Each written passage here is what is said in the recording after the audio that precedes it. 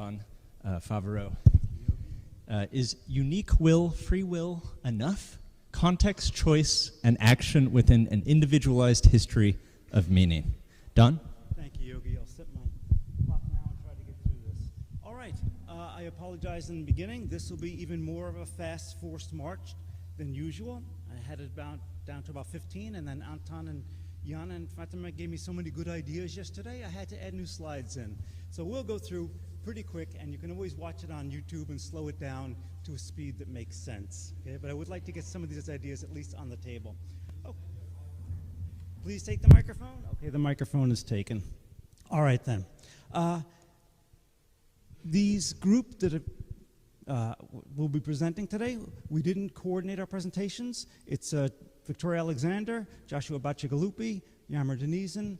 We've been kind of talking with each other for the last year about concepts with some overlap with the work of Gilbert Simondon.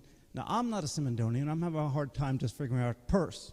But based on Tori's work on creativity, Yammer's on modeled and model dynamics, Josh is on refinement and internal resonance, and my own on relevant next, a kind of a common vocabulary started coming out. So what I'd like everyone to do is to kind of keep an eye on some of these terms that'll come up over the course of the next 4 lectures, and then we can talk about them a little bit more at the end of the Q&A session.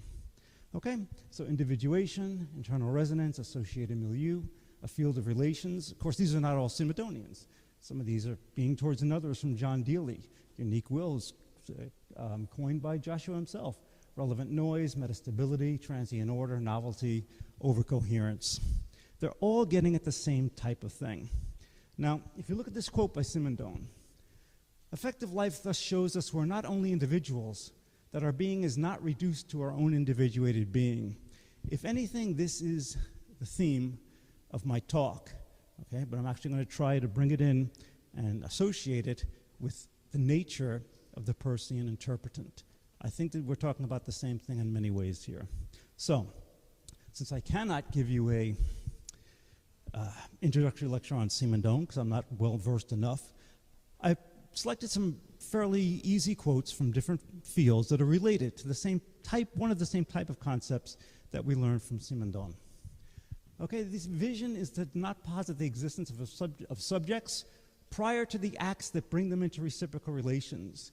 Instead, the basic unit of study is not the individual as a separate entity, but an interactional field within which the individual arises and struggles to make contact and articulate themselves. This will be familiar to us from von Uexküll, right? The notion of the bee was not flower-like, the flower was not bee-like, the union could never be successful. The idea is that all individuated subjects co-emerge or co-arise within and as a result of a holistic field of relationships. The being of any one subject is thoroughly dependent on the being of all the other subjects with it is in a relationship. Here, intersubjectivity precedes subjectivity. A lot of big ideas. You can sit with these and give you the slides later and look at them again. But again, this is to set the ground. John Dealey reminds us, in actual existence, every substance and every accident is maintained by realities of circumstance and being other than itself. Relation, as a distinct category, then, would comprise all and only those features of being towards another, which cannot, even by an abstraction, omit reference towards. This is a relation, a real-world relation. It is not a mental relation. It exists between organisms. It exists in organizing ecosystems. It has genuine consequential and causal efficacy.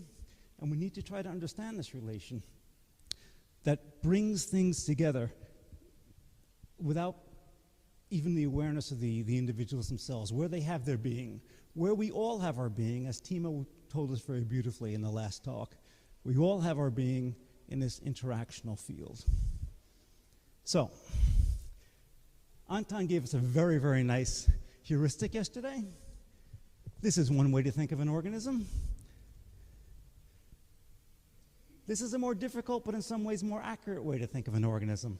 Not as pick up sticks, but as relationships in the biosphere, out of which, in very blurry contours, we get a particular pocket of order, transient pocket, as all pockets of order are in our universe, called the organism. Anton also went on to inspire me when he asked, can the Umwelt be open? The Umwelt cannot be closed, not entirely closed. And from my mentor, one of my many mentors, Yammer Denizen, I'd like to propose an even better articulation. Yesterday I said that the organism could move into new realms and new knowledge, new spaces, because the sign always carried a surplus of meaning, which is a Peircean way to think about it.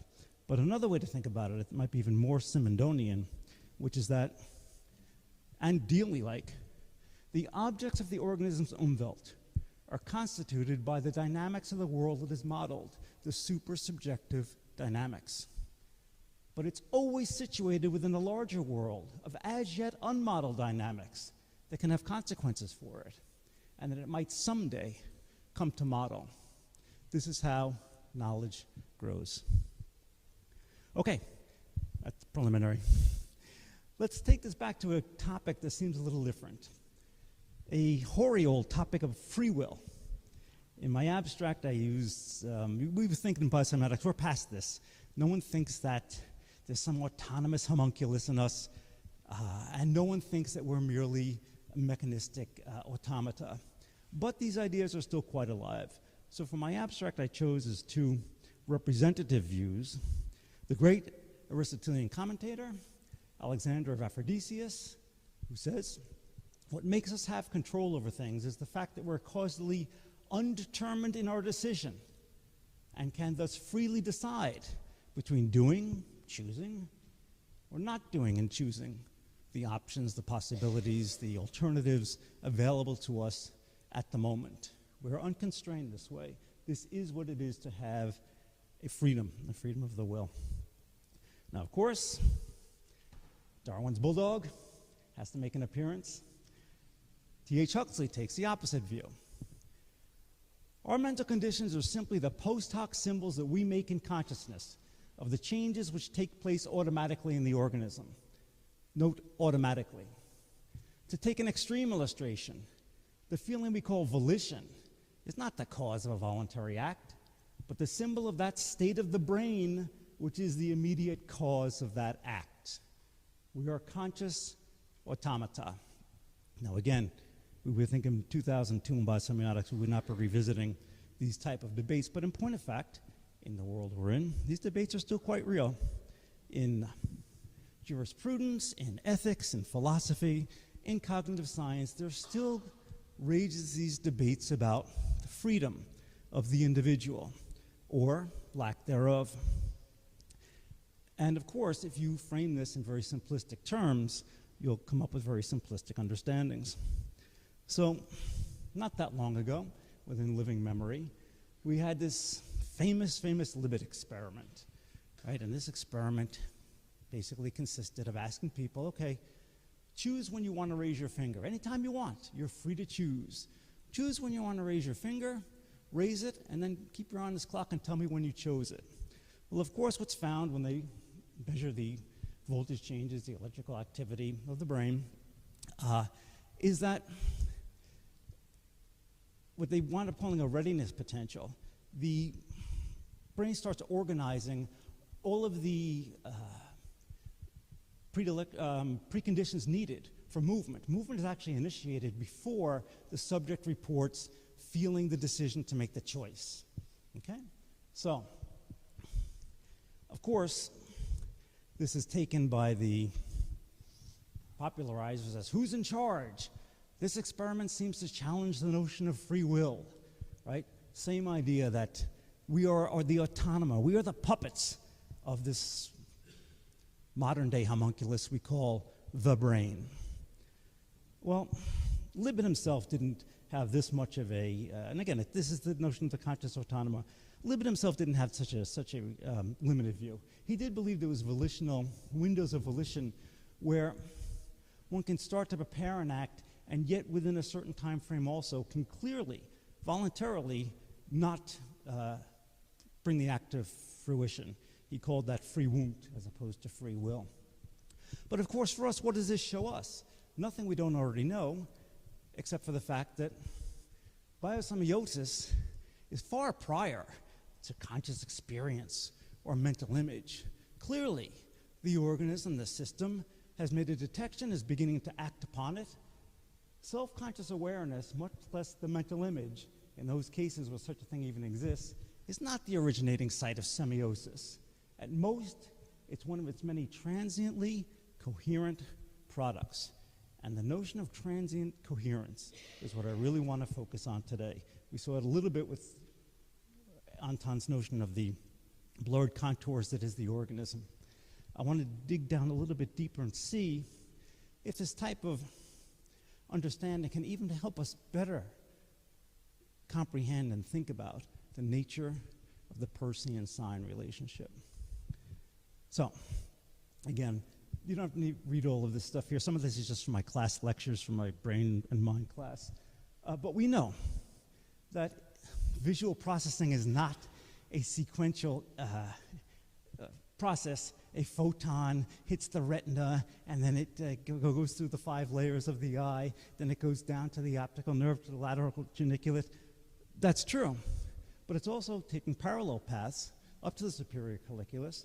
By the time the processing even starts in the lateral geniculate, it is drenched with information from higher order areas, information about memories, about affect, about emotion, information about the current state of the organism. These parallel streams of information are going on within us all the time. Very few of them come to consciousness, but in a Peircean understanding, all of them potentially can inform what a thing is to us, what this percept means, what is this sign. So, again, I'm not going to go through all the stuff from my brain class. There have been understandings that the brain is massively complex. Everything is connected to everything, and yet not all in the same way, and not all to the same degree, and not all at the same time.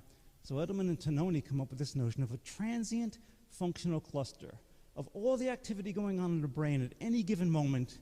Certain activity is cohering, maybe to consciousness, maybe to action at one point, and other parts are not. And in the next moment, the same set of neurons can be used to initiate and manifest another combination, another interaction of neural events. So, Donald Hebb, the originator of the cell assembly theory, actually felt that this is what our percepts are. Our percept of a thing is not just some one-dimensional definition. It has, again, within it, all of our understandings, all of, as Peirce would say, whatever conceivable effects might come from us interacting with this thing is in my notion of this thing. My notion of a circle is all the parts of the brain, for Hebb, because he's still brain-centric, that are activated during the moment of perception or perhaps the moment of recall. This is why things have meanings to us and are not just simple, have identities. It's why they have connotations as well as denotations. So, again, this is a way of looking at these kind of processes on the brain level. But the brain is not, again, the brain itself is not, the brain is not the originating site of semiosis. Not at all. There was semiosis long before brains. And there is semiosis still today without brains. So let's see if we can expand this notion of transient clusters of identity, of individuation, an individual sign, an individual thought, an individual meaning, an individual, into some more expanded understanding. Let's see if we can bring together Peirce and Simondon for a few minutes and see what happens. Okay, so again, this is our Libet experiment, and I'm going to, because I'm not very skilled with graphics, I'm going to try to do something with it very far from where Libet was going with it, but it just happened to be a kind of a graph that I could use, so I'll use it. If the graph makes it more confusing, forget the graph and listen to the idea. The idea has come from our big hero, or my big hero, Charles Sanders Peirce, who said ancient mechanics recognized forces as causes, looking no further than the essentially dyadic relation of cause and effect. That's why it can make no progress with dynamics. Peirce's semiotic system is a dynamic and processual system.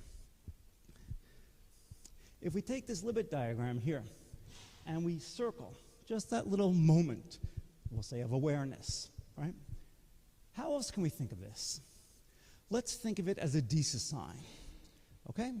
In a Deesa sign, you have everything that is iconic about a thing for you and everything that is indexical about a thing for you, simultaneously co-localized and put together to result in some higher order emergent knowledge. Now, Peirce reminds us, the moment, the interpretant, the dynamic interpretant, is a single event. It happens in a moment. For the time that it remains that same interpretant, it is an individual in a certain sense. It's an individual interpretation, okay?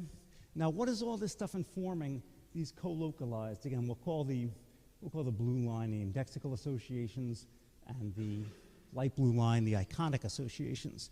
We perceive something and activated, neurally in many other ways, in that perception, everything. The iconic reference is not one thing, and nor is the indexical reference. It's many things. It has many aspects. Peirce reminds us, the sign stands for something, its object, not in all respects, but in reference to a sort of idea, the ground of the representamen. That idea will change at each moment of interpretation, depending on the needs of the moment, the wants of the moment, the mood of the moment, the possible effects that could happen in the moment and that cannot happen.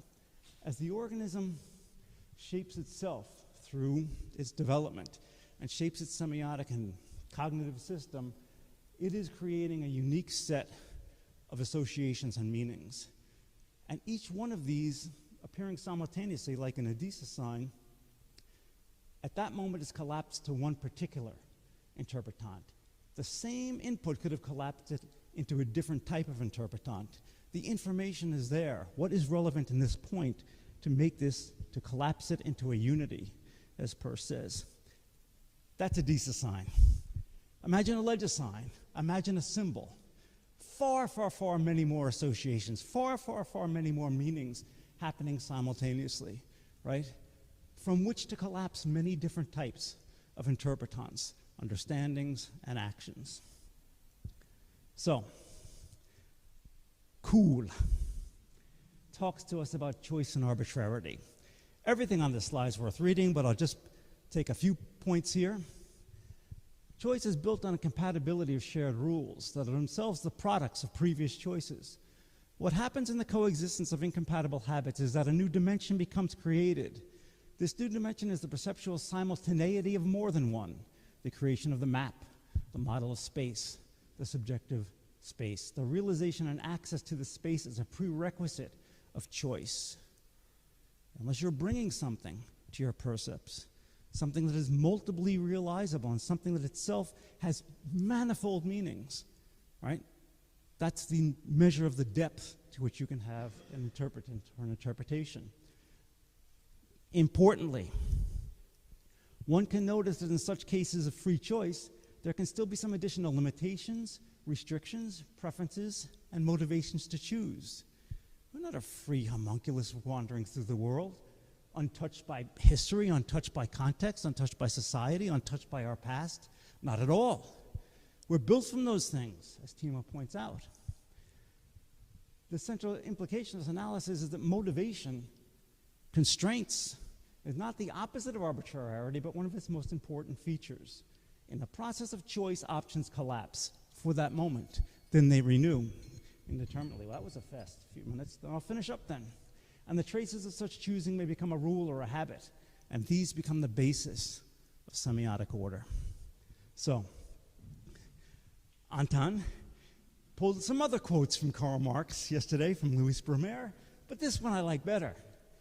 Men make their own history, but they don't make it as they please. They do not make it under self-selected circumstances, but under circumstances existing already, given and transmitted from the past, as do we all in the moment of semiotic individuation. So, Again, if we take the Peircean notion and start looking at these type of things that we see happening here and apply it to individuation, what Kalevi's been calling free will, I think, can be better understood by what Josh has characterized as unique will. A gent of action that comes into being always constrained and contextualized within the meaning-making of others, past and present, yet is uniquely realized via an individualized history of meaning-making as it moves into and co-creates the adjacent possible as it continually collapses what I call the wave function of meaning. That's it.